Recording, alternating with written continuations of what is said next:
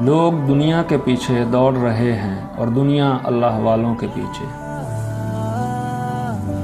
جب تک تمہارا غصہ اور غرور باقی ہے، اپنے آپ کو اہل علم میں شمار مت کرو۔ تنہا انسان محفوظ رہتا ہے، برائی کی ابتدا ہمیشہ دو سے ہوتی ہے۔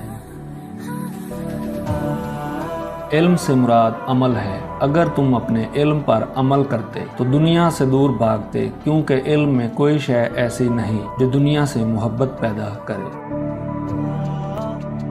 مجھے اچھے اخلاق والے شخص سے محبت ہے، چاہے وہ بدکار ہی کیوں نہ ہو، نہ کہ اس نیک اور پرہیزگار سے جو بد اخلاق ہو۔ اس شخص سے محبت کرو جو نیکی کر کے بھول جائے اور جو حق اس پر ہو وہ ادا کرے۔ گمنام زندگی میں نامور زندگی زیادہ امن ہے۔ ظالم مظلوم کی دنیا بگاڑتا ہے اور اپنی آخرت۔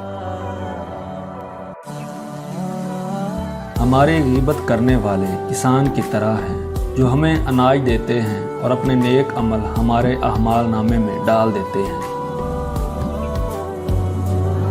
جب کوئی شخص تمہیں تکلیف دینے والی بات کہے کہ فلاں شخص تمہیں برا بھلا کہتا ہے تو اسے فوراً جھڑک دو اور کہو کہ تو اس سے بھی زیادہ بدتر ہے، کیونکہ اس نے یہ بات ہماری پیٹھ پیچھے کہی اور تو ہمارے منہ پر کہہ رہا ہے۔ وہ انسان نہایت بد نصیب ہے جس کے دل میں اللہ تعالیٰ نے جانداروں پر رحم کرنے کی عادت نہیں ڈالی۔ تمہارے سب سے بڑے دشمن تمہارے برے دوست ہیں۔ شکستہ قبروں پر غور کرو کہ کیسے کیسے حسینوں کی مٹی خراب ہو رہی ہے۔ اس وقت تک تیرا ایمان کامل نہیں جب تک زمین پر رہنے والے کسی ایک شخص کا خوف بھی تیرے دل میں ہے۔ وہ رزق کی فراخی جس پر شکر نہ ہو اور وہ معاش کی تنگی جس پر صبر نہ ہو فتنہ بن جاتی ہے۔ تیرا کلام بتا دے گا کہ تیرے دل میں کیا ہے۔ عقل مند پہلے دل سے پوچھتا ہے پھر منہ سے بولتا ہے۔ جسے کوئی نقصان نہ پہنچا ہو سمجھو کہ اس میں کوئی خوبی نہیں۔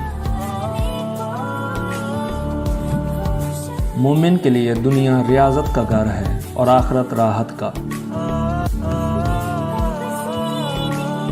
مستحق سائل خدا تعالیٰ کی طرف سے ایک ہدیہ ہے جو بندے کو بھیجا جاتا ہے۔